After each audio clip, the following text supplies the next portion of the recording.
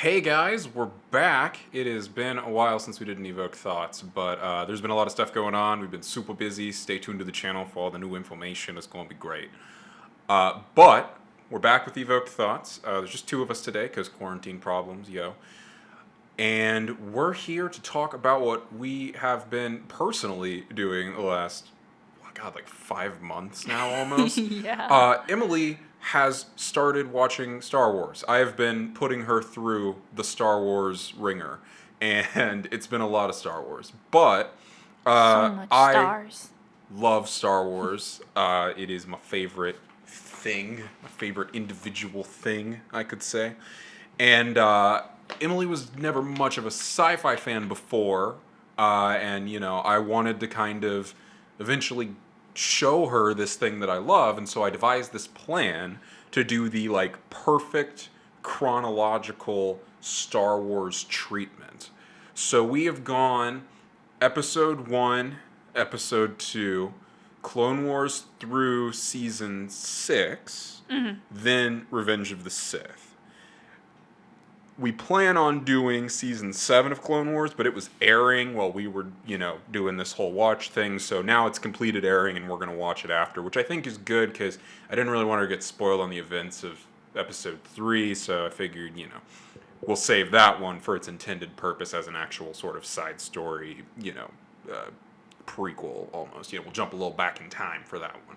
But right now, we've only seen through Revenge of the Sith, not season 7 of Clone Wars. And we're basically just here to kind of talk about the experience so far. It's essentially the prequel trilogy done, the prequel era done. There's not much more content other than season 7 that I can think of, barring like books and video games. We're talking just, easily consumable TV content. We even watched the Gendy Tarkovsky Clone Wars as well. So this discussion is really just going to be a really chill, lax thing. It's just two of us with mics, and we're just wanting to kind of talk. I'm wanting to sort of pseudo interview style, but really just kind of talk to her about Star Wars and kind of see, where she's at with it and where she was with it before, and how it all played out as we're nearing the end of our prequel trilogy journey and about to start our original trilogy journey, which chronologically puts us at, I believe, Rebels next. I'll have to check. But right now, the first question I have for you, Emily, Yes. is, before we started all of this, what was sort of your knowledge of Star Wars? Like, if you had to put it on a scale of like 1 to 10, 10 being like me, like no lifing Star Wars, and 1 being like, our grandparents or their grandparents. Uh, so 1 being No Star Wars. no Star Wars, 10 being you're Yes, the Star biggest Wars. geek in the world. Yeah. Okay, so probably at I'd say a 5. Okay. Because I feel like Star Wars is so much a part of pop culture. It's not like I had no idea what Star Wars was. And it's hard to grow up and not see clips of it or memes of it or whatever. So I knew what Star Wars was. I even remember when I was really young going to see one of the Star Wars films in theaters, but I think I fell asleep because I remember seeing the narrator scroll thing. And I remember some parts of the movies, I know the scene in the original trilogy where Luke finds out Darth Vader is his father. I remember that kind of moment and sort of not everything. But then I also knew that Anakin is Darth Vader and Darth Vader is Luke's father. Mm-hmm. So I knew the basics. I knew Star Wars was in a galaxy far, far away a long time ago, and that there were Jedi and Sith, and the Jedi were good, the Sith were bad. But to what extent and why, I had no idea. I knew they were at war, but for what reason, I had no idea. Why people supported the Sith, I didn't know. Why people supported the Jedi, I didn't know. So really, yeah, I'd say I'd put myself at a 5 in terms of knowledge. I knew sort of the basics. I knew some of the plot points, but I didn't really understand all of it because it was, I've said this before, but I don't think I've said it on the podcast, but sci-fi is not really my thing. I have never liked sci-fi until recently. Firefly is the only thing I've watched that I've been like, wow, that was freaking awesome. Mainly because when I was growing up, the first word in sci-fi, so shortened from science fiction, is science, and I wasn't very good at science, and so I felt very, for lack of a better word, and totally on purpose, alienated from the sci-fi community and from that genre, because I felt like if I tried to watch anything, I wouldn't understand it. And I felt like when I did watch it, I didn't understand it because they were using lots of like, chemistry or physics terms or whatever. And I felt like it was I felt stupid when I watched it. Yeah. But then, I mean, recently, watching more sci-fi stuff, opening myself up to that content, I realized it's a lot like fantasy in that all this stuff that they're talking about can be equated to it's their equivalent of magic. Right. Basically. And so looking at it in that way now, it doesn't make me feel stupid. And it's really opened my mind up and of course I'm smarter now. I did go to college a little bit, and so. Check out episode 7 for our college thoughts. Right. So for when I was growing up, I mean, I feel like sci-fi can be a very like alienating community if you aren't good at science or math. Because I mean, it's literally it's very misleading in the Right. name, that you need to know about science and you need to know about all these things about space to understand what's going on. Okay. And so yeah, I mean, going into Star Wars, that was my thoughts on it. I was very like scared because I didn't want to feel like how I felt when I was younger, where like I didn't understand what was going on, So would you say you were expecting to kind of feel almost like out of place? Yeah, I was expecting it to feel weird. I was expecting to not understand a lot of the stuff going on. And yeah, I was expecting to feel out of place. Okay. Like, So, we started, as I said, with the Phantom Menace, right? Because we're going all the way, prequels all the way through sequels, trying to get as much Star Wars as we can, just like directly into our veins. Mm-hmm. It's been a crazy 5 months. It's been a lot of Star Wars, but it's been great. Yeah, so much Star Wars. So, that being said, after the Phantom Menace, or even during, just in general, how did your perception of Star Wars, how was it affected by watching the first movie? So the Phantom Menace was interesting, other than, the acting and stuff, which, it was a different time period, so it's okay. Early 2000s. Oh, man, what a fucking generation, man. King Kong. You remember King Kong? The acting in that was fantastic. Right? But beyond that, I think the actual content and, like, the plot of all of it, I mean, you can pick apart the movie if you want, but to me, it actually, like, surprised me, because I actually felt like it was very, like, open. I felt like it was very easy to understand for someone who had no idea what the Star Wars franchise, like, if you had no idea what Star Wars is about, as I said, I'm on the 5, so I knew a little bit. But I felt like it does a good job of introducing you into the idea that, like, this is not our galaxy. This is not our politics, our war. This is Nabooians, and they're being blocked by the Trade Federation, and they're not humans on Earth. This is Naboo, and, they've got the Gungan, who are their neighbors, and they live in, like, this cool, like, swamp thing underground, and I think it did a good job of showing you the vastness of the galaxy just by the amount of different races and peoples that were there. And it really opened people up to the idea of, like, this isn't humans traveling through space. This is an entire ecosystem of people and species that are communicating with each other and who are interlocked in this society. Yeah. And I think it did a really good job of, like, showing that. And it did a good job of kind of presenting the Jedi, I believe, in this way that, like, this is the Jedi Council. And, like, it really kind of showed, I think, their beliefs before the Clone Wars. Because Phantom Menace was right before the Clone Wars. And I think it gave a good view into, like, who they are as peaceful people before the Clone Wars happened. and I mean, yeah, I mean, that's kind of my thoughts on the first movie. You know, it's not my most favorite movie in the world, but I also didn't hate it. Like, I found myself enjoying it. I found myself, you know, having fun with it, which is good because normally it's hard to have fun with movies without making fun of them. Mm-hmm. But Star Wars, I've noticed it's this really great thing where you can, like, have fun with it. You can make fun of the characters, but still love them. Like, you're not making fun of them because you hate them. Right. You know, like you're making fun because you're like, oh my god, that's amazing. Like Jar Jar Binks, which, you know, people can hate on that character all they want, and like at first I kind of was like, okay, really, but I've really grown to love that character, and it's still fun to like make fun of Jar Jar, but it's also like you get him as a character and you understand him by the end of at least Clone Wars season 6. Like you understand him as a person, and he's still this, like, funny little character who might have, you know, started as a joke, but, like, you get it by the end. And I think that that's really beautiful because there's not a lot of stories that can pull something like that off. And, yeah, I mean, just the character interactions, how the characters interact with their environment, I think it was all very well done, in my opinion. Yeah.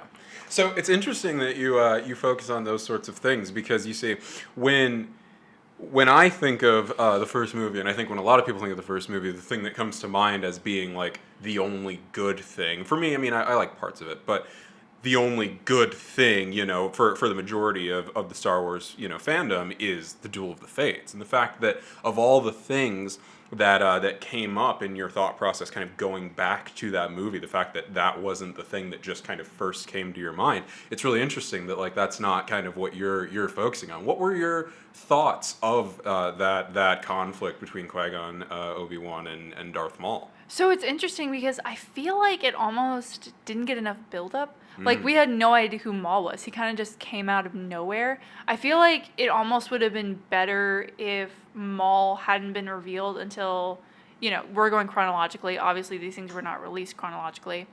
But in terms of the timeline, if Maul hadn't been defeated until, like, the second movie or something, which I know Qui-Gon Jinn dying in the first movie is, like, a huge part of the plot. And so, and Maul killing him is a huge part of that as well. But I feel like I wish there was like some kind of introduction to Maul before because I didn't really understand who he was until after watching 6 seasons of Clone Wars. Yeah. And then I understood who he was. Right. And it's not to say that scene was bad. That scene is absolutely iconic and it's ingrained in pop culture. And that music, that score is legendary. Right. You know, and as a classical musician, or previous classical musician, it is beautiful. I think I've played excerpts of it in a concert one time in like high school or something, but it's so ingrained in our pop culture, and the score was so beautiful, and the way that scene was set up. Like, I commend them for it, but I think that it's easily forgettable to me in the first movie because Maul just I didn't know who it was. Just random person drops from the ceiling and is there, and he's got double lightsaber, and Right. But then after watching 6 seasons of Clone Wars, I understand who he is, and he is memorable, but now he's memorable for different reasons. Right.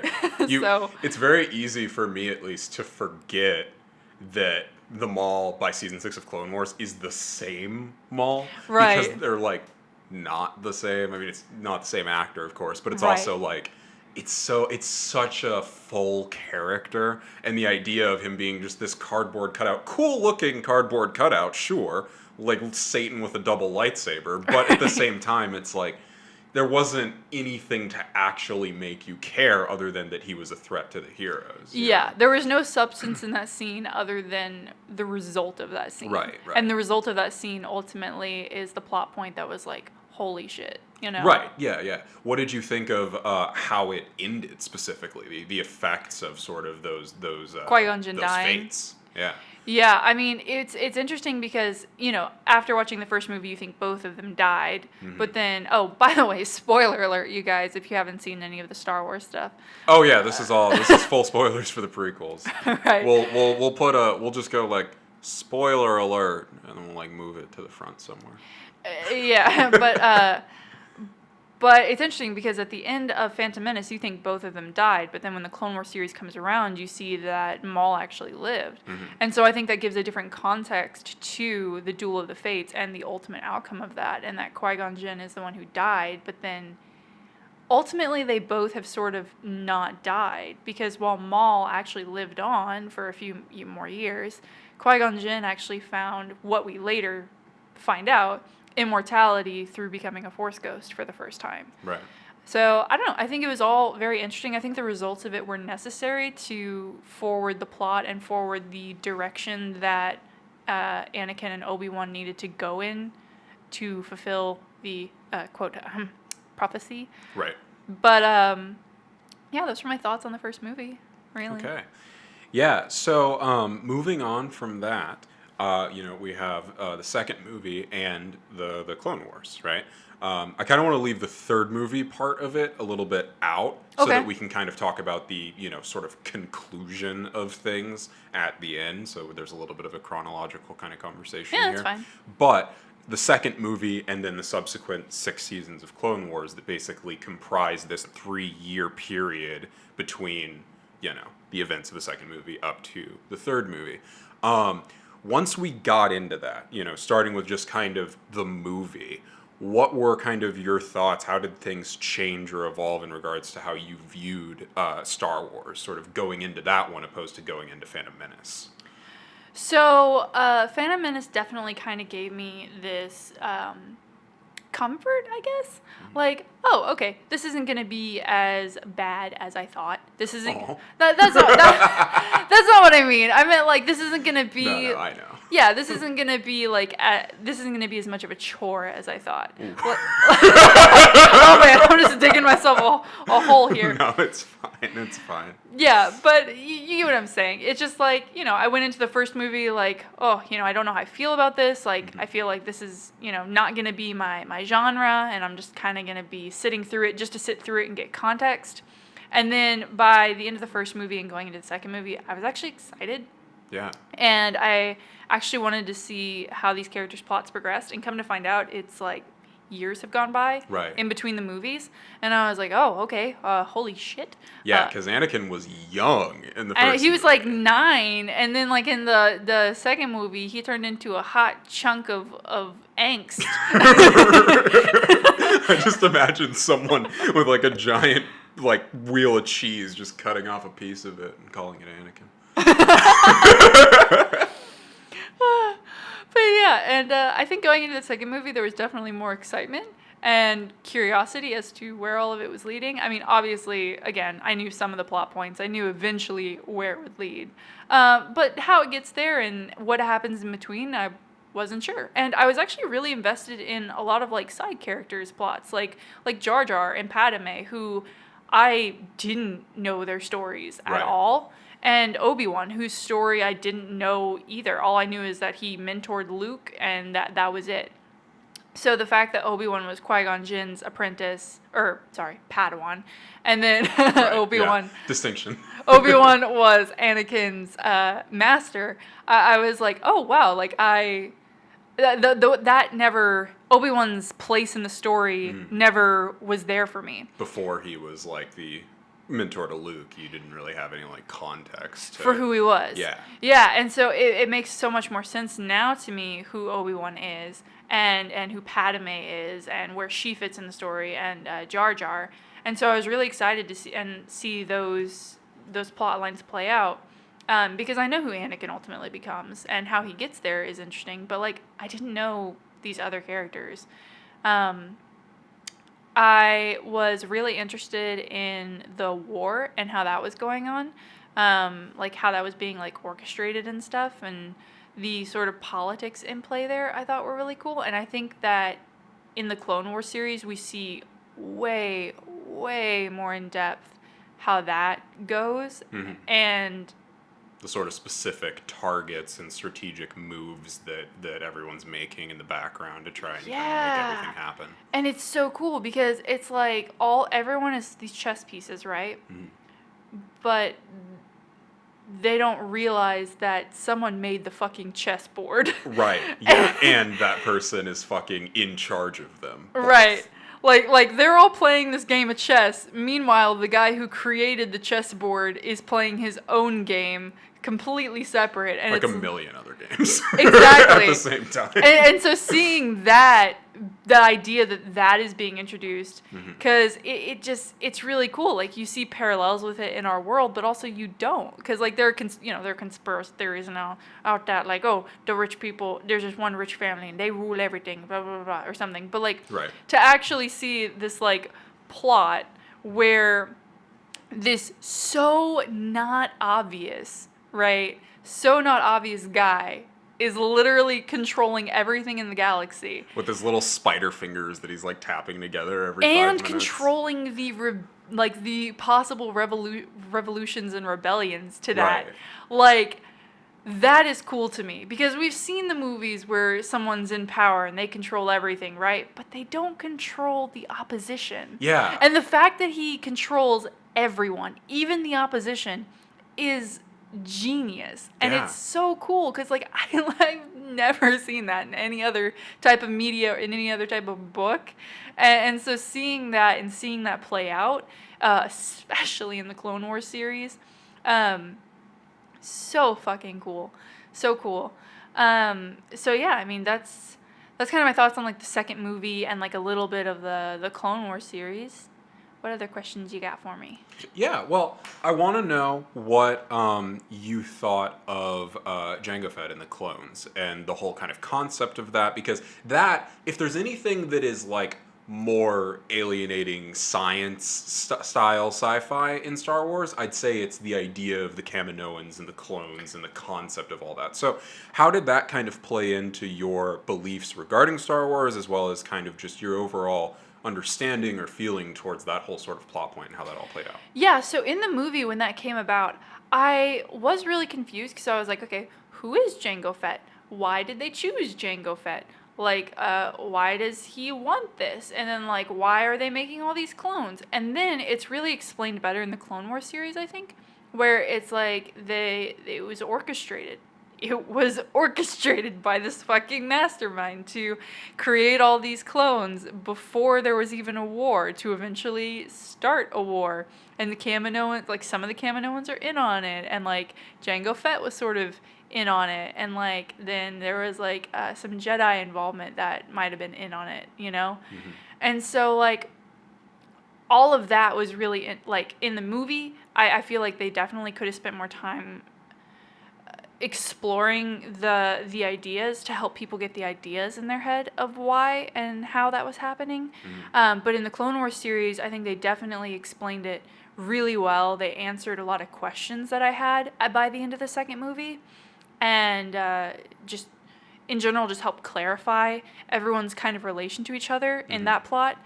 And I think the idea of someone just copying themselves millions and millions of times, like, bro, props to you. I wouldn't want a million of me running around in the world.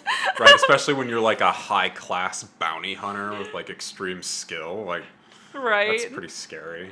Yeah, no. Also, like, I feel like it would sort of... I wonder what they had to tell him other than, like, making Boba Fett. I've always wondered, what was the actual win for Jango here? Because the thing is, at the best, this devalues your work. There's a million of you now. You're not a special bounty hunter. Yeah, no, and that was my thing. That's kind of the question that hasn't been answered yet, or, like, I haven't heard an answer for, that I'm like, why? Right, why? What was it? Money? Was it something else? Was it protection? Were you threatened? Like, I mean, the Sith are really fucking powerful. Was he threatened? Like, right. Yeah, I but think... he never felt like he was afraid of them. Like, I can't think of one point in the show, like in the movie, where Jango Fett actually seemed... Like, you see a lot of people afraid of the Sith throughout Star Wars, especially, you know, Darth Tyrannus being Dooku and Sidious. Like, those characters inspire a lot of fear, and every time we see Separatists, we're generally aware that they're sprinting to a nav computer or a holocommunicator to try to, you know, suck up to Dooku or Sidious. So, like, With Jango Fett, I feel like that was never really the case. Like, there's one passive communication where he says, like, oh, they're here, we need to do this thing or whatever. But, like, it never, like, fear never seemed like his motivator. And he's, like, one of my favorite characters, mostly because there was a video game that I played when I was a kid that was centered around him that, like, probably wasn't canon, but it was cool because it gave more, like, context to him just as, like, a person. I'd be cool with them making some kind of movie just, like, about him. I want more exploration of that character because I think it's not that I don't believe it. It's not like, oh, man, this is just kind of this ridiculous plot hole. It's like, not really, because any reason you give me that is credible works, you know? Like, I just want to know what it actually is. Like, who was he at that time? Like, he'd been this huge bounty hunter for a long time, so did he just, like, decide, like, oh, I'm kind of done doing this bounty hunter thing, now I'm gonna just retire? Like, was it, like, I feel like it must have been money. And then the fact that he got Boba Fett. I'm just going to retire and have a bunch of artificial babies that are going to take over the world. But, like, I don't know. Like, what was his real plan? Like, I'm just going to go to the Outer Rim and be a farmer? Like, I don't know. It was just, it never really got explained. Yeah, there's a missing piece there. Yeah. So it's an interesting one, though, because I think Star Wars, anywhere you dig, especially without the Clone Wars, there are those missing pieces. Maul is a great example, you know. But at the same time, it's like, that's kind of great, too, though, that there can be these sort of what would be plot holes in most stories, but I think Star Wars does such a good job of solidifying itself as a real thing that you don't necessarily have to have answers for those questions all the time. More on that when we get to the sequels. But in this instance, specifically with the prequels and with the Clone Wars, I think that it does solidify itself, where there's stuff about the Clone Wars that I would ask a lot of questions about. And granted, I also have not seen Season 7 yet, so there are definitely going to be answers to those questions, I'm sure. But just as a whole, it was a really kind of fascinating thing. So now that we've kind of finished with sort of parts of the Clone Wars and then, Attack of the Clones, the movie, I want to jump more specifically into the Clone Wars themselves and the TV show itself. But I have one more question before we get into this. I'm really curious because in the first two movies, we get a lot of Obi-Wan and we get a good amount of Anakin, but it's not really the same Anakin as it is in the Clone Wars. I'm gonna be honest. I hate the Anakin in the movies. I like the Anakin in the Clone Wars TV show a lot. I think it's a much better character and it's a lot more depth. The Anakin in the TV show, not in the TV show. Sorry, the Anakin in the movie seemed so unnecessarily angry. Like, okay, your fucking mom died. Like, get over yourself, dude. Like, everyone's mom dies at some point. That's savagery. Savage is a sand person over there. Everyone's mom dies at some point, and lots of people die in terrible ways, and, like, it fucking sucks. But even before his mom, though, he was already so mad. I know, yeah. Like, even for at the beginning of the second movie, he was still mad and creepy and just weird. I'm an indentured servant to this creature, and blah, blah, blah, blah. And I'm like, okay, but, like, it's chill. nothing against Hayden Christensen, though, because, like, I'm a huge fan of Jumper, which I don't know if you've ever seen Jumper, but we own it, and I plan on showing it to you at some point. We can talk about that, because that's a great movie. But, like, I think Hayden Christensen's a good actor, and I think he could have done a good job at that. I feel like somewhere between the direction he was given and knowing that Anakin becomes Darth Vader, there was this, like, I'm gonna be a bad guy sort of mentality to Anakin that only really is believable to me in the third movie. I think if that type of Anakin would have come about at the third movie, but during the second movie, he still felt like that kid that we saw on Tatooine in the first movie. Because in the first movie, he's not mad. Like, he's that this kid pretty actor is happy great. kid for a fucking slave. Well, you and know? my thing is, like, because, like, like, if they were going to go, like, the anger route and, like, all the, like, oh, man, I was, like, a slave and, like, my mom's dead and blah, blah, blah, like, the only thing is that everyone around him did not, like, reciprocate that as well. Right. Like, if, like, slavery and, like, all of that and, like, indentured servitude or, like, whatever you want to call whatever they were doing was so bad to, like, everyone, like, why are they not all showing that? I don't know. That sounds bad, because I, as Emily, of course, am not condoning slavery. No. But in the movie, the way that they portrayed things, it's like, you're forced to do this work and all that stuff, right? And yeah, that's slavery and it's bad. And it's not that the slavery's not bad. It's the fact that that version of Anakin in the first movie really seemed pretty okay and like Right. not like, oh, I'm fine with being a slave. No, I'm saying like he seemed strong. Like he seemed like the kind of character who could handle shit. Yeah. He seemed like he was so young and yet so full of life and happy and excited to be shown the world and become a Jedi. And so And then the second the movie, he was a fact that- bitch. Yeah, we have 10 years or so of like a gap. I don't know how old he's really supposed to be in the second movie, but I mean, it must have been somewhere near 18, 19, right? So we have this huge gap between these two movies. And maybe there's a bunch we missed, right? But like, we don't have a Clone Wars series between 1 and 2 to tell us who he became during that period. There's really no content to give you any kind of understanding of what happened between that period. So there's no real reason for him to become pretty much a different character throughout those two movies. And I think one of the things that I love the most about the Clone Wars Anakin is that I believe that version of Anakin to be the grown-up version of the kid in Phantom Menace. Yes. Like, that feels like a natural character Yeah. progression. And then I still kind of think by the end of season 5 specifically, the version of Anakin we get in episode 3 works. Just Yeah. because of all the stuff he's been through and stuff. But I want to jump back, because I did have this question.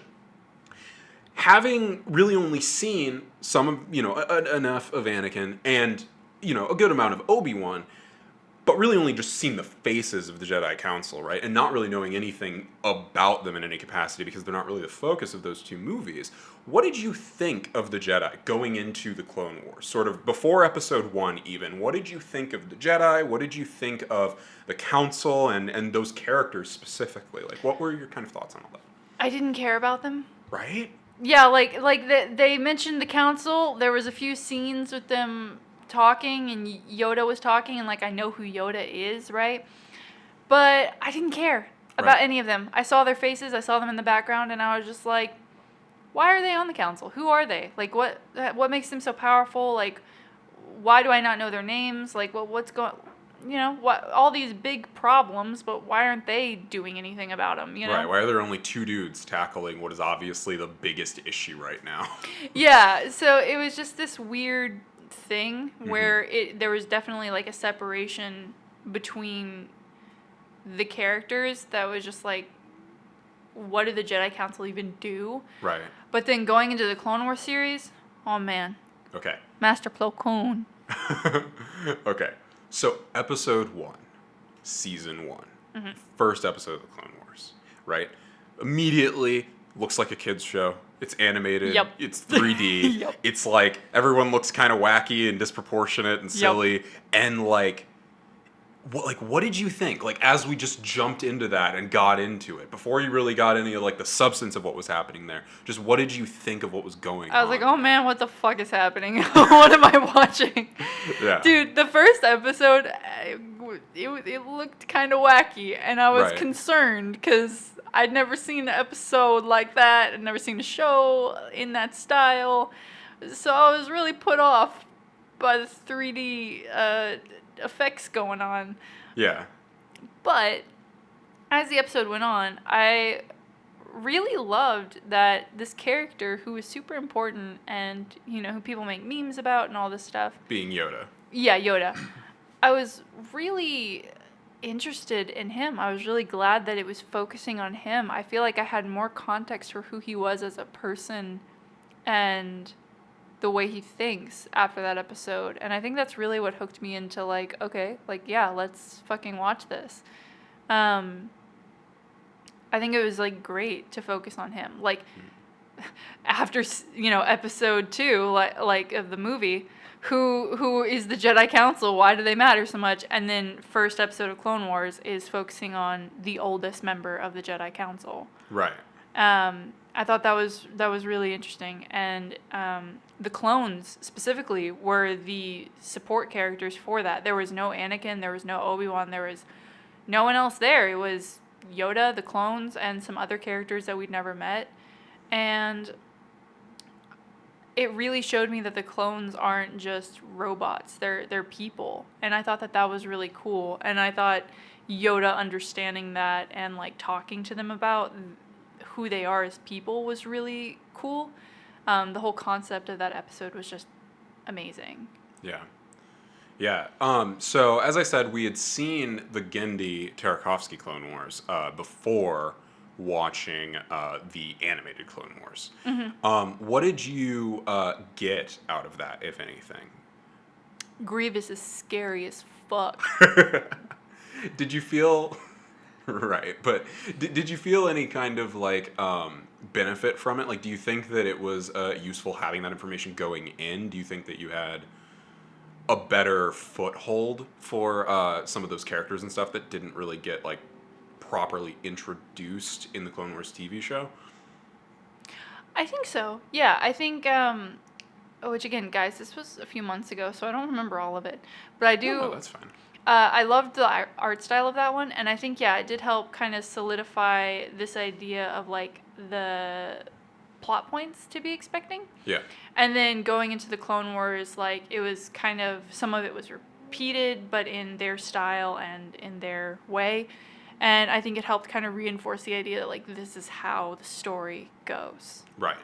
So yeah. Yeah. Okay. Cool. So now, going back to sort of the animated series, the first character who is, definitively new and on our sort of main team that we get introduced to is Ahsoka. Oh. So, just talking early thoughts, what did you think of Ahsoka and sort of her role in all of this? I loved her. She is just the cutest little thing, right? when she first starts out, like she's this young girl and she thinks she can just take on the world, and it's so refreshing to see that in like a non-aggressive but aggressive way. Right. So many people try to make these like strong female characters nowadays, and they try to make them so sure of themselves that they're like annoying. Mm-hmm. And Ahsoka is sure of herself, and she's aggressive about it at times. But it never got annoying. It never got to the point where I was like, oh my god, Ahsoka, shut up, Mm-hmm. Like in the second movie with Anakin, I absolutely was like, oh my god, shut up, Anakin. Right. Right, like stop whining. Master. Oh my god, right? But like with Ahsoka throughout the series, it was never like that. And like that's something I appreciate a lot, is like that's how you do a strong female character. Like she knew her strengths, but she's also young and she has a lot to learn, and she thinks that she can take on the world. And that's not like a strong female character thing. That's a young person thing. Yeah, man. And It's real shit. And so I feel like they did a really good job of like mixing her personality with who she is, like in her age group, right? And I thought it was really interesting. She was a really well fleshed out character. She was just amazing. Right? Just beautiful and wonderful. And Okay. And then the last character I kind of want to touch on as we're getting into that aspect of things is Rex. We finally get an actual name for a clone, and we get one who is put sort of front and center and becomes a member of our team in a way that, we don't really get in the movies much at all. So what did you think of his role and everything, and sort of how that all played into stuff? so it took me a second, right, to start being able to distinguish them. Right. So I was like, they all fucking look the same. Right. And they have names, but how am I supposed to know which one's which? And then you pointed out, and then I started to realize the markings on their armor. And I was like, oh, okay. So it took me a minute to kind of memorize it, but once I started memorizing it, and I realized, like, oh, Rex is the captain of the squad. Anakin's over this squad. Rex has the two little triangles above his, like, brow on his helmet. And so then, anytime after that, I could recognize when Rex was in a scene. Obviously, when he was talking, as he was the captain of his squadron. And, man, what a way to humanize people who, like, aren't meant to be human. Right. Like, what a way. Like, these people were created, right? Literally grown in a fucking test tube. What a way to make them people. You could have very easily created these like clones and made them just like the droids, like these kind of mindless programmed things, which, oh, sadness. Moment of silence for Order 66. Right. But in the beginning, that's not what it was. They showed you that no, like they have numbers, but they gave each other names. And despite them being the same person, technically, genetically, it proves that there is kind of nature versus nurture and this need for individuality. And they all had their own personalities, likes, dislikes, haircuts, some had tattoos, different scars from different battles, like different markings on their armor. It all was really interesting to start getting enveloped in all of that. And this whole time, throughout watching the Clone Wars, I was like, oh, they were following Anakin and Ahsoka and Obi-Wan and their story. And it wasn't until Order 66, man, that episode in Clone Wars where I was like, You're talking about in season 6 when we're following Fives. Season 6 when we're following Fives. Yeah. And I was like, this is about them. That is why it's called the Clone Wars, not the Droid Wars, not the Jedi versus Sith. This is about them. Yeah. Like, this whole story is about these clones. It's Right. not about Anakin. It's not about Ahsoka. It's not about the Jedi or Obi-Wan or the Sith or it's not even about the fucking Emperor or, whatever. It's about them. And I thought that was really cool. That made me, like, really inspired, I think. Well, it's funny because there's kind of this running joke that in every episode, there's only one character other than the narrator who gets a line. Because the clones are in every episode.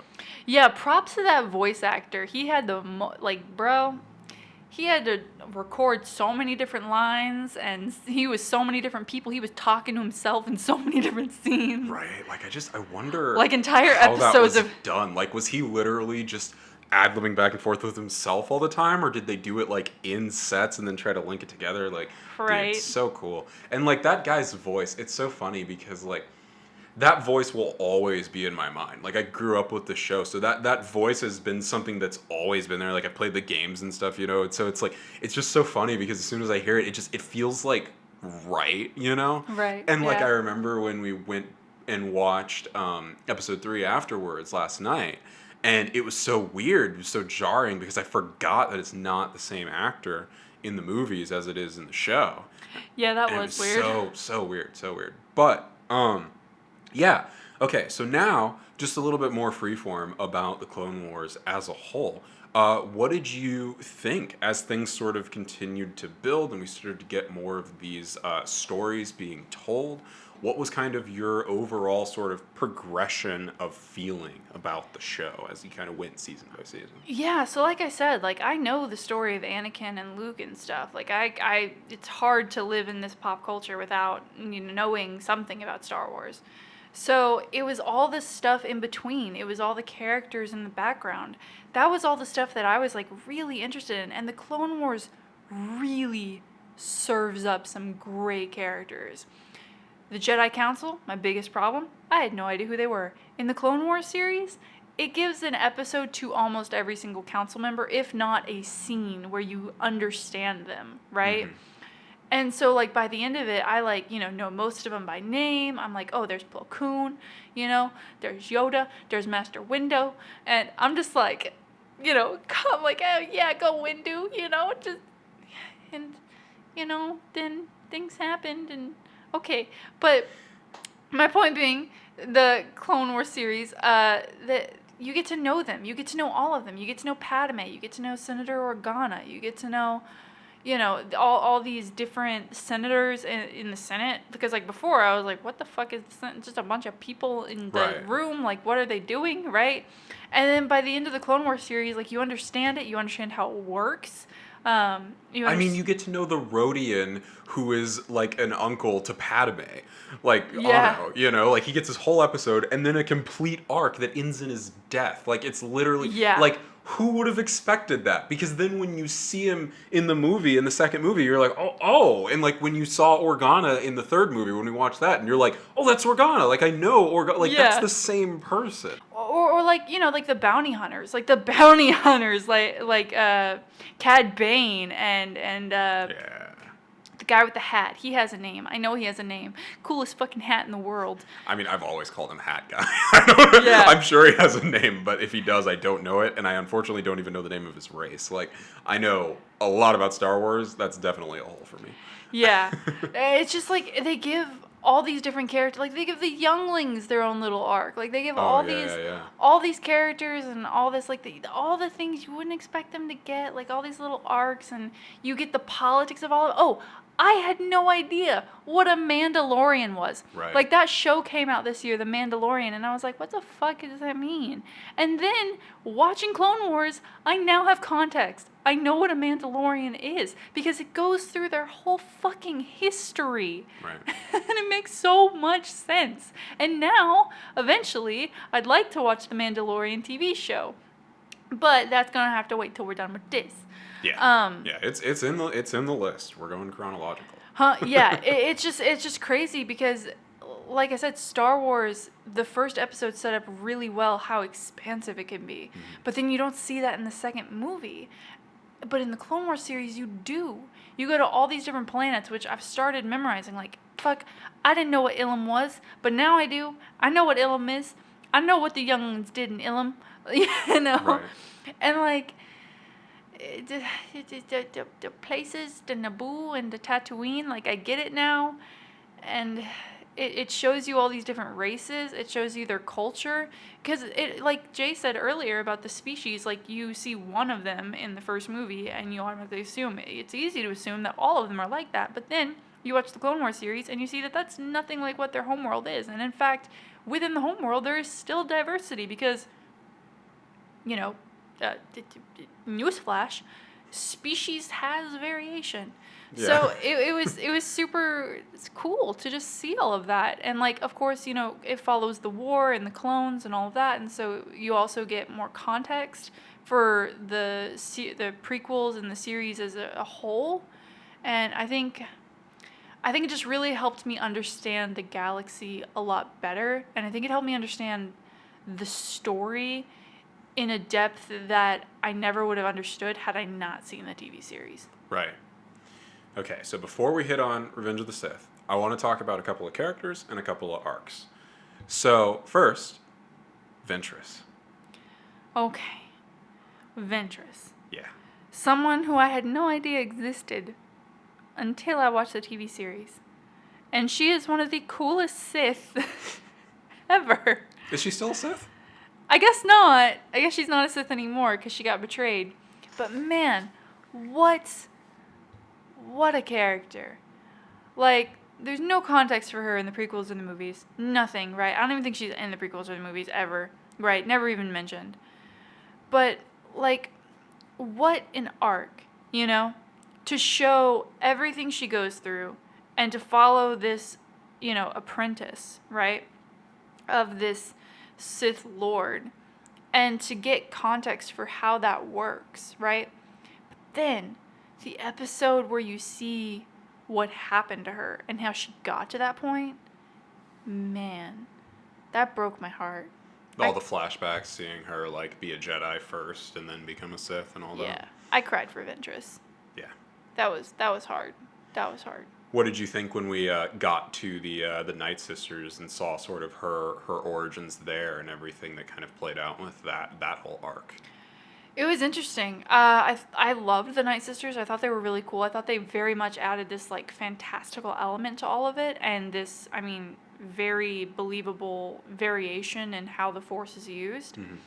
I thought they were really fucking cool cults, and they made a lot of sense, because historically, like, female cults like that have existed, and they're super badass.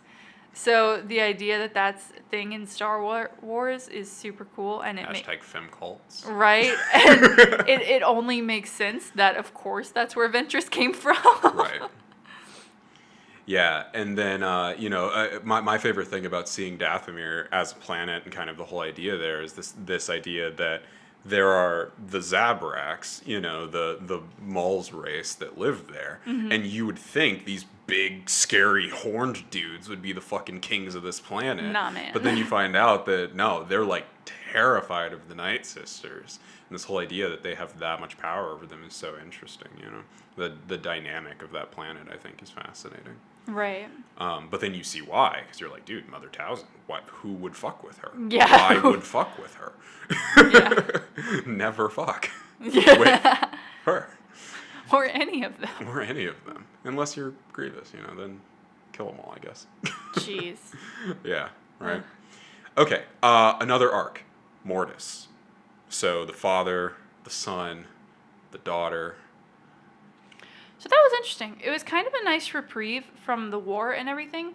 And I still kind of want, like, more context for all of that. Like, it's kind of like this weird, like, nebulous question of, like, oh, but who created them? And who created the it's like something that can't really be answered. I liked it. I thought it was really cool. It gave more of an understanding with, like, how the light side and the dark side work. And, like, what they stand for. It showed that they are completely different, but also very much the same. Right. Literally, like, brother and sister, Right.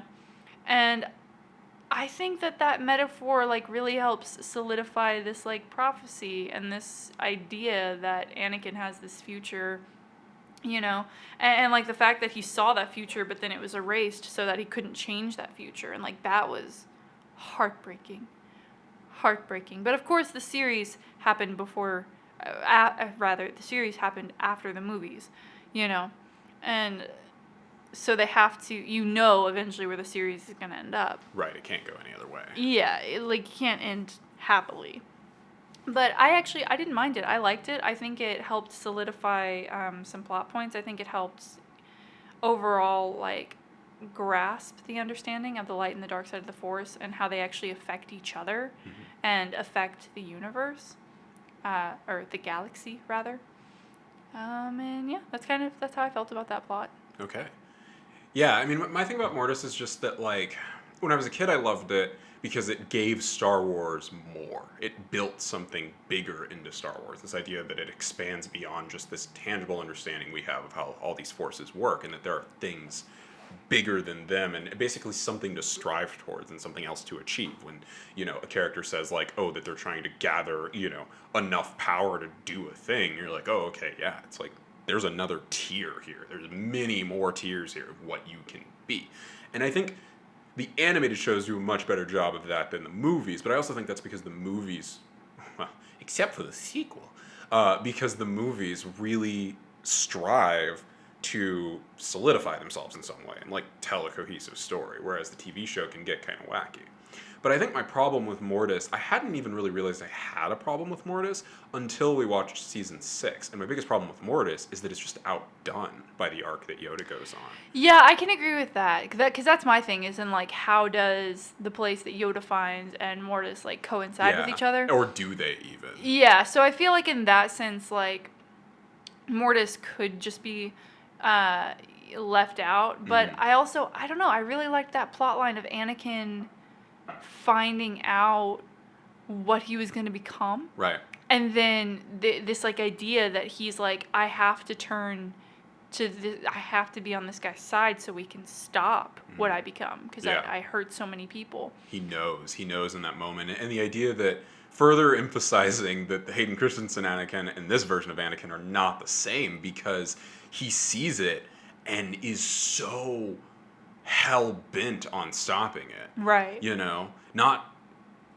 Not for any selfish reason. Like, just completely, like, how do I not make this happen?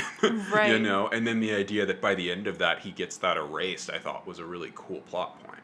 But I think for me, the biggest thing about it is it being, like, at that point in season 4, it's the quote, like, origin of the Force that we have, right? It's the, like, oh, this is, like, where it comes from? Like, are these gods? Like, what are we dealing with here, And by the end of it, you start to realize, like, oh, okay, this was some sort of unique facet of people who got really powerful, but, like, they're not gods. It's not the origin of the Force, It's just more like a facsimile of the Force almost, like showing you the light and the dark and the balance and that whole sort of idea. And I think it works best as they used it in the show, as like this fable that Anakin and Obi-Wan kind of take with them, almost like it was a dream, but then later Yoda references it, so you know that they told the council. So I don't know, it was just an interesting thing. And again, I think it's just one of those mysteries, and I like that it's not necessarily answered, because like you said, well, who made them? How do you go? And it's like, it's not really gonna be satisfying unless they really put some effort into figuring out how that happened and really why we'd care that it happened. Like, then I don't think it matters where they come from. I think it works as just being its own sort of individual thing. The Force works in mysterious ways. For real, yeah. But then jumping to season 6, I really, really love Yoda's arc and the place that he goes and the people that he deals with, those different, female god characters. And I think that felt a lot more to me like the magical, existential sort of origin of life itself, like that planet and the way that it was portrayed and the way that these beings were portrayed. This idea that we find out they're all Force ghosts, they're all dead, and like that whole concept. It just like, I think it works a lot better to me as just this beautiful sort of thing, especially with Yoda being the one who's going on that journey. Yeah, I can agree with that. I think I definitely like Yoda's arc more than that one in that sense. Yeah. Now, the last thing Clone Wars related before we touch on that final movie and all those feels. She sinks beneath her microphone. You touched on Mandalore a little bit, but I want to talk a little bit more about Mandalore and specifically Maul. Oh, yeah. What'd you think? How'd that all play out? And you can kind of tie in, your thoughts on Death Watch or Prequels or any of that sort of stuff as well. So, wow. Like, when you go into a series like this, you expect to get history on, like, one thing, right? You expect to get this really in-depth history on, like, this one place and these people and blah, blah, blah. In Clone Wars, you get in-depth history on, like, pretty much every planet they go to. Right. Every major planet. Like, you understand some sort of foundation that planet stands upon, or at least how the people think, how they are ruled, what their position is in the Empire, or not in the Empire at that time, in the Republic, or in the Confederacy, right? The Separatists. And Mandalore is no different. When they first arrived in Mandalore and they were talking to Satine and stuff, I was like, man, this place is fucking badass. They're like badass pacifists. This is crazy. And then you start to learn about their history, where they weren't always pacifists. And, like, they had these, like, Mandalorians who were, like, protectors and also, like, hunted down Jedi and stuff, which is fucking insane. And that what was left over of those Mandalorians became Death Watch. Something that's super believable, happens all the time modern day, like, super easy to believe. And that they had been basically exiled to a moon of Mandalore, which I thought was just super fucking cool. Because, again, makes so much sense. But instead of exiling someone to a different country, you exile them to a moon. So, I love their, like, huge-ass galaxy politics. Right. And then we see Satine and Obi-Wan's relationship, and oh my goodness, so precious. So adorable. But also, I ship Obi-Wan and the pirate. Hondo. Hondo, yeah. Obi-Wan and Hondo, man. I know, right? But anyway, Satine really proved herself, but she also proved that in her fierce, beliefs, she's blinded. She is unable to see the corruption until it's pointed out to her. She's unable to see that there are plots against her until they're pretty much happening. Right. Because she's so idealistic that it's blinding. And that is such an amazing character flaw that we don't get to see done in that way. Like, so many pacifists in media are, like, shown as, like, weak because, they don't fight back, so they're weak and they can just get beat up really quickly. And Satine is not like that. She has a lot of plots against her, of course, by very powerful people, but, like, she's not someone who's just gonna roll over when someone raises their voice at her or yells at her. Like, she's in power for a reason. Right. And that whole, like, arc with her and Obi-Wan, and every time we went to Mandalore, and, like, seeing all that, like, stuff progress and slowly keep going, and, like, the stuff with Death Watch, and Death Watch going in with the Separatists, and then the Death Watch splitting off from the Separatists because that ended badly, and then the Death Watch ultimately joining with Maul when Maul wants to get his revenge. Then they, like, betray Maul, but Maul was already trying to betray them, and so, like, it was this whole thing where, like, no one trusted anyone in that situation, and Mandalore got caught in the middle, and suddenly it wasn't neutral anymore. Right. And it's crazy because, like, just the way all of that played out in, like, this, like, because, like I said, there's, everyone playing their own games of chess on their planets, then there's everyone playing their own games of chess in their systems. Then there's everyone playing their own game of chess in the galaxy. And then there's someone who'll be making the chessboards. Right. And Mandalore was one of those tiny, tiny chessboards. Right. And I was heartbroken by the conclusion of what happened to Mandalore.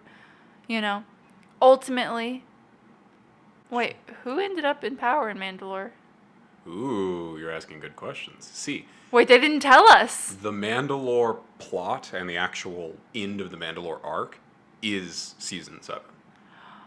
So the last we saw was Palpatine came and kicked the shit out of Maul and killed Savage. Right, yeah, I remember that. And then Maul was like curled up in a ball. And that was like it. That's the last we saw. We don't know what wait, happened yeah, after because he that. said he was going to keep... Oh, shit. He was going to keep torturing so Maul. in conclusion, I can't conclude my thoughts because it's not finished. Yeah. But I love Mandalore, and I'm really sad that Satine died, but also I'm really glad this show isn't afraid to kill people. Right. Yeah, well, what do you think about that? I mean, did you come into it expecting just like a cartoon? I mean, we watch like anime and stuff, and I mean, I started you on Avatar. That was the first thing that we watched together. So you kind of saw the sort of, action cartoon kind of stuff that I'm into that like doesn't, take itself too seriously, but also can do, dark shit. But like, what did you think of the lengths that Star Wars was willing to go to prove its point? I was pleasantly surprised. A lot of Western media, and this is me growing up in America, right? And just recently being introduced to more Eastern media like anime, right? We don't like to kill people in our stories unless they're the bad guys. Like, you don't like to kill main characters. Oh, the female always gets saved, blah, blah, blah, blah, And it's so refreshing. Like, it's heartbreaking, but it's refreshing because not killing a character makes the story seem ingenuine. Satine had so many plots against her. One of them was going to catch up to her eventually. Right, especially as a pacifist. What was she going to do? Exactly. And if anyone was going to catch up and kill her, it was going to be Maul to fucking break Obi-Wan. Like, that makes so much sense to me. She is his weakness. Yeah. She is Obi-Wan's weakness. Maul figured that out and murdered her in front of him. And the only person who could have saved her in that moment is Obi-Wan. And he couldn't save her because he was being held down. And it's like, I am so glad that there is a show that is willing to kill such an important character. She's such a beautiful, strong female character. I don't want her to die, but as a creator and as a writer, like, I applaud that so much, because otherwise it's just going to feel like plot armor, and it's going to be frustrating because it's like, okay, but you have this really powerful Sith, right? And she's a pacifist, and that doesn't make her weak. We've already said that doesn't make her weak, but it doesn't mean she can fucking defeat a Sith. Right? So I thought that was really amazing. I think that their ability to achieve these character deaths, and like, they are earned. That sounds really weird, to earn a character death. No. I mean, but the like, plot point is earned within the context of the story. I think that's fair. Right, and it's not just for shock value, but the character also doesn't have plot armor. Like, I think all of that combined, like they're really good at killing their characters. Yeah. If that makes sense. No, I agree. I completely agree with that. Yeah. In shows like this, having grown up with a lot of, they're called, action cartoons, right? It's a very specific type of cartoon. It's basically the shonen equivalent for American kids. It's like Ben 10 and Generator Rex and Bakugan, whatever, that sort of stuff. These shows have progressive plots, and they try to make you care about these characters, but the biggest problem I think that usually happens with them is they either won't kill characters, and so there's always plot armor, or they'll kill characters, but it never feels like it's timed right. It's never Right. believable enough. And they know that because a couple seasons later, the character comes back in some capacity. Right. And Clone Wars does such a good job of never doing that. Yeah. Darth Maul is the only character who I can think of that got, like, resurrected in any capacity. Like, Right. the deaths are deaths. Like, it's weird because the show is out of order, so sometimes it's chronologically, so sometimes it seems like in an episode a character died, last season and now they're on the council again, but, like, by the end of the show, the canon deaths are canon, Yeah.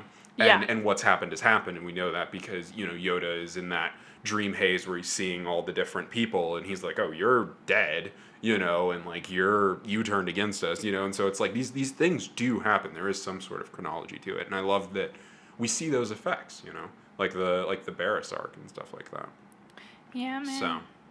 So, okay, so I'm gonna leave Maul and Ahsoka because I know those are sort of the main characters of season 7, and again, neither of us have seen it, so we'll both get to talk about it, which will be fun. Yeah. But and you can kind of even ask me some questions and stuff, and I think that'll be a fun little turnaround on our next because we're gonna do the next episode of this podcast will definitely just be the two of us talking about the fucking season 7. I'm sure that's gonna be enough content for us to just Right. go off about.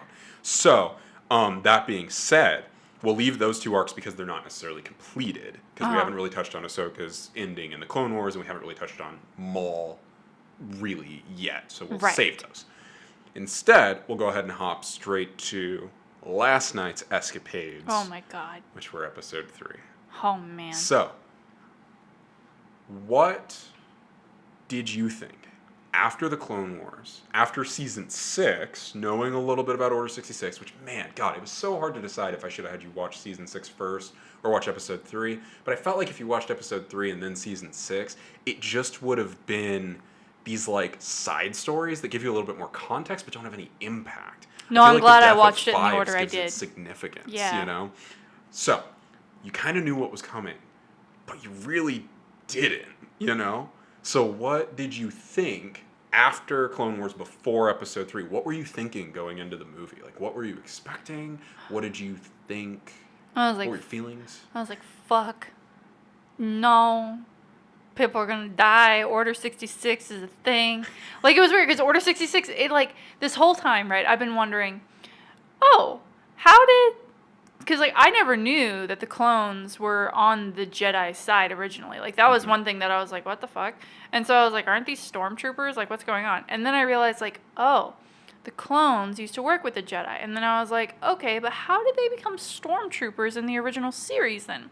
So then it was, this really interesting thing. And then season 6, Fives discovered Order 66. And I was like, oh, fuck.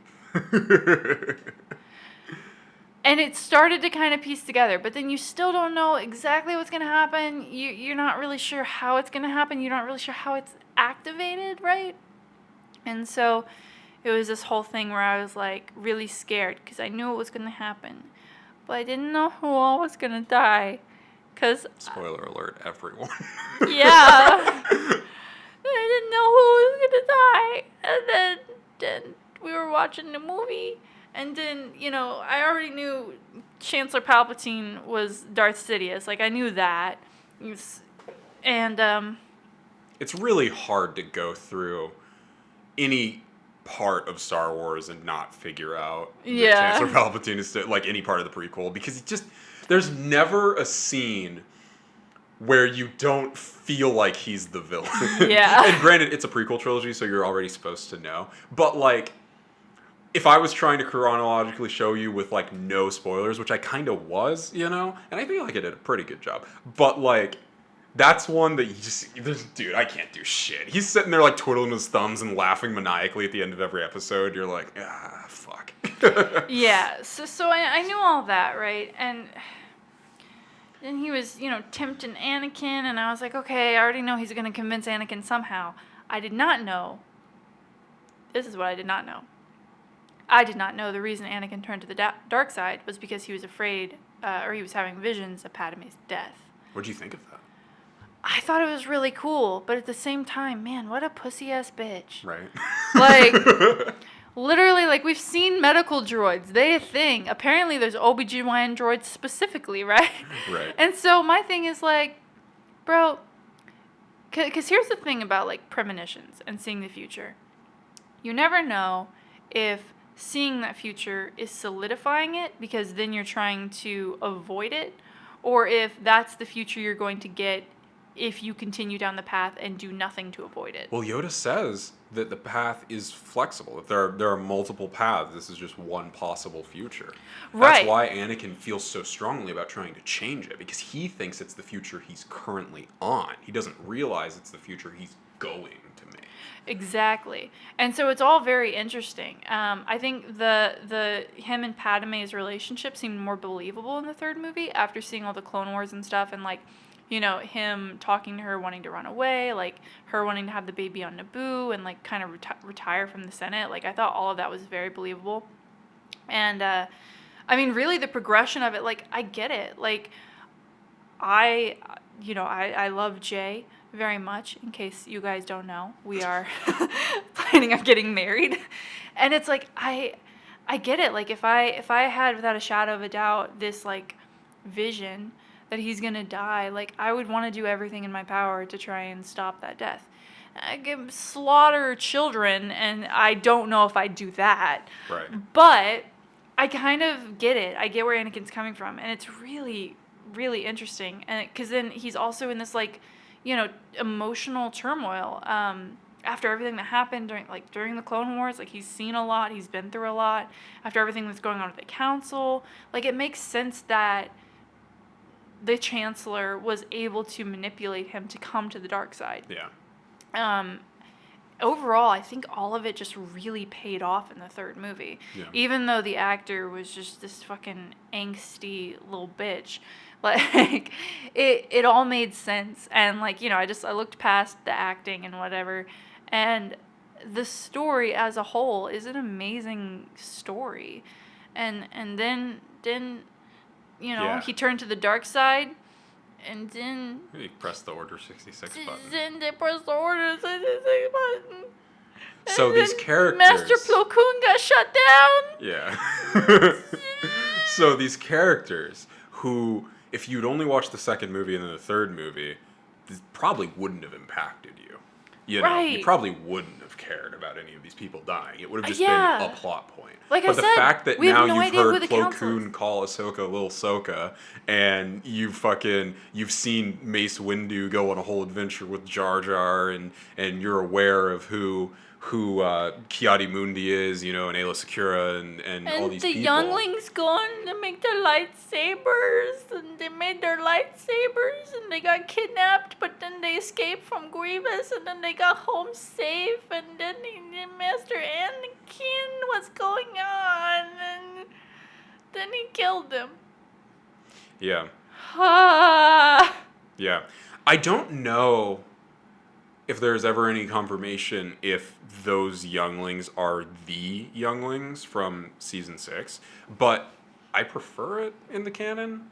You don't see like Katudi or the Rodian kid or any of them. Like they're mostly human, I think, in that shot. So I don't even know if one of them was supposed to be the main kid from the younglings arc, but regardless, it's just like it's the fact of what happens and how it happens, But how did you?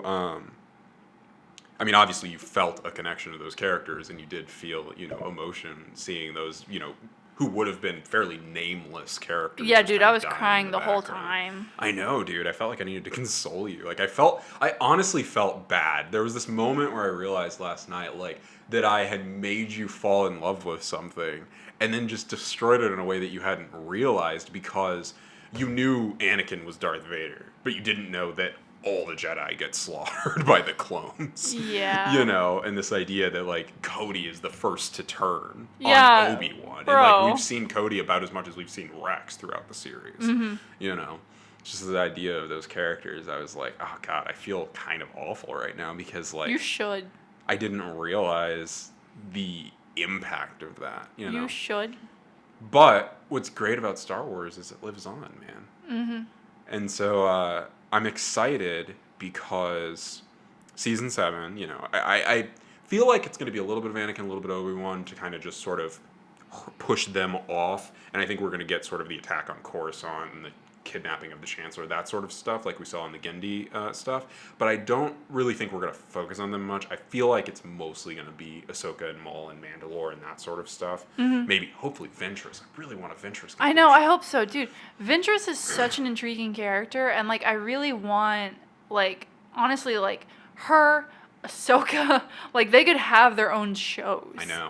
Like, Fett could have his own show. Boba. Plo Koon could have his own show. Plo Koon! After the wreckage, the Plo Koon story. Yes.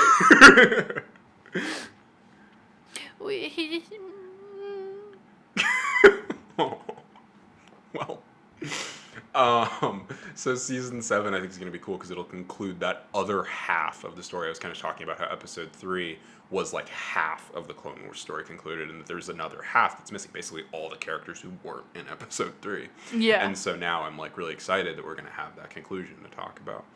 But that being said, I want to know kind of your thoughts now that you've seen episode 3, you've been affected by these things, you're aware of what's going on here. Mm-hmm. What do you think now that we're going to be moving into the original trilogy era and like you kind of know, you used to think, oh, old Ben, the dude who teaches Luke, like whatever, he fucking dies in the first 10 minutes, like who is he? I don't care. Now you know that he's Obi-Wan. You know that he's Mr. Hello there. Like, what do you think about the original series? Like, what is your kind of thoughts and feelings and emotions and maybe trepidations or excitements going into Obi-Wan dies in the first 10 minutes? No, he just, you know, he's an early kill, I'll say. All right. I assumed Thanks you for knew the that. spoiler. You didn't know that? No, I told you everything I knew at the beginning of this. You said you knew all the basic, like, Star Wars things. And then I named the basic Star Wars thing. Oh, man, okay. Well, you know, Ben is an important character who continues throughout the series. Ben is Obi-Wan. Yes. But why is he called Ben? That is the best question anyone has asked about Star Wars. I don't know. He changed his name when he moved to Tatooine. You'll see. You'll believe it. Anyway, what was your question again? What's moving into the original series? What's my thoughts? Seeing everything? Yeah, based on the prequels and stuff, how do you feel now differently than you would have felt just watching the original series? Like, I know there's a time skip, Yeah. but like, fuck, man. I know how Yoda got to that weird little swamp planet now. Yeah, we saw that in that arc in season 6. Like, I don't know. I don't know what to expect. I seriously don't know that much about the original series other than, like, Luke kills the Darth Vader, or the Darth Vader gets killed by the guy, but then Darth Vader's like, I am your father. How can you say that after he dies? And that's all I know. Okay. That's fantastic. I'm so excited that you know so little about it because... They killed everyone I loved. For me, right. For me, it's like I grew up with the prequels. I didn't know about the original trilogy. And watching the original trilogy, I didn't care because I thought the prequels were better. Just in terms of, like, I was a kid. I liked the lightsaber fights and, like, the droids and, like, the fucking starfighters and the clones and shit. Like, I was so into that whole world that when we jumped to the original trilogy, and I didn't really realize that they were, like, the same world. Like I knew that it was, but like I didn't believe that it was, because it, like, the original movie was made in the 70s and I'm not a boomer. But it was like, now that we've rewatched the Clone Wars and done this chronological thing, I'm excited to go back through it. I'm excited to go back to Rogue One, and like I didn't like Rogue One the first time I saw it, but I'm excited to go back to it and like it because now I have context. Yeah, my thing is I saw Rogue One and the the new Disney ones, and like before I watched any of this stuff. Yeah. Like, of course, again, like I said, like I had some context. So like Just me I'm ranting excited in your ear about how bad the sequels are. I'm excited to see how watching everything chronologically might change my opinion or help inform me of Rogue One and like the other sequels, because I didn't like the newest movies either, but maybe rewatching everything in chronological order might change that, or might help inform me better why I didn't like it. Yeah, I mean, I'm almost hoping that it will, because I don't want to not like Star Wars, but like after Last Jedi, I remembered being like hurt, and I legitimately had to keep asking myself, like, do I want to support Disney having Star Wars? Do I want to see Episode 9? Because all they want are ticket sales. So if we give them the ticket sale, we're saying it's okay for them to keep making movies, you know? And I was like, do I want to do that? And then I ended up doing it, and I was so hurt by that movie, and I'm like, now I don't know. Like, I want to go back to it with all this context and like hope that it's better, you know? Yeah. And it's cool because like there's even this little show that I want to watch with you, Star Wars Resistance, which is set before the sequel movies, or like a little bit during the first movie, and it's supposed to kind of set up the sequels. And if Clone Wars and Rebels, which we'll get to Rebels, that's the sort of original trilogy Clone Wars cartoon, you know, carryover. Okay. If that's any indication, then this show might do that same thing for the sequels, which would be great, because really what I'm starting to learn, having been a Star Wars fan as long as I have, and having known what I didn't like and what I did like, what I'm starting to learn through this experience myself is that all the movies are missing is context. And they're movies, so they can't really have too much context in them. They could have more than they do in some places. But even the prequel movies, they don't work without the context. That's why people hated them. Not just because they're bad. Like, they're not definitively awful. They're pretty bad without context, though. If all we'd watched were the 3 movies, you wouldn't have anything. So I think about the sequels, and I'm like, God, they're probably the same. Obviously, Episode 9 is missing like 50 scenes that explain literally anything that happens in that movie. And I wonder now, like, when I saw Episode 7, I thought I liked it. But now I'm like, God, I wonder if it's missing context. Like, is there something there that I could have that would make me, I don't know, care about Rey or believe in her as a character? I don't know if that can be fixed, though. I don't know if any amount of context can fix that. That would give me the sort of clarity and justification I want for, like, John Boyega's character, Finn or Poe, you know. Like, I want more of Star Wars. That's what I'm realizing. And, like, I think the more of it that we're seeing, the more like justification there is for things that happen in the movies, you know? So I personally am really, really excited for us to get in, like I said, to Rogue One, because there's even characters in there who you didn't know their names before, but once we go into it now with the background information, you're going to be like, oh, that I know that person. I remember that person. Yeah. And so that's going to be super cool. And I'm really, really excited to get into the original trilogy and see the effect that it will have on the both of us watching it again with this much context in the background. Because there are, again, so many characters in the Clone Wars that actually are from the original trilogy. Like, even like some of those bounty hunters show up in the original trilogy and stuff. And so I'm excited for that to be what happens here and for us to kind of go through that journey together. So I'm really, really psyched. I'm glad that you have enjoyed the journey so far. I'm glad that it hasn't felt like torture. Because during the same time that we've been doing this, Skylar, our friend, has been showing his fiance Star Wars, and she hasn't been digging it as much as I understand. Aww. So hopefully, hopefully we get to a place where we can all watch the movies together and love them. But yeah, I'm glad. I really, really love Star Wars. I always have. And I was always so, not like hurt that you didn't like it or anything. I wanted us to be able to like talk about it and like geek out about it and be excited about it together. And so now the fact that you are, is like, it's awesome, because there's all this crazy stuff happening in the background, about Disney and about what's happening with all the different, teams and different people who are trying to make stuff, but at the same time, there's talks of like a Mace Windu TV show and like an Ahsoka Tano TV show, and they're wanting to do a Kenobi show, and Give Ahsoka all these a different show. contexts, just so much extra information about what's happening and how these characters ended up and stuff. And I'm like, yeah, I'm super down. I'm open.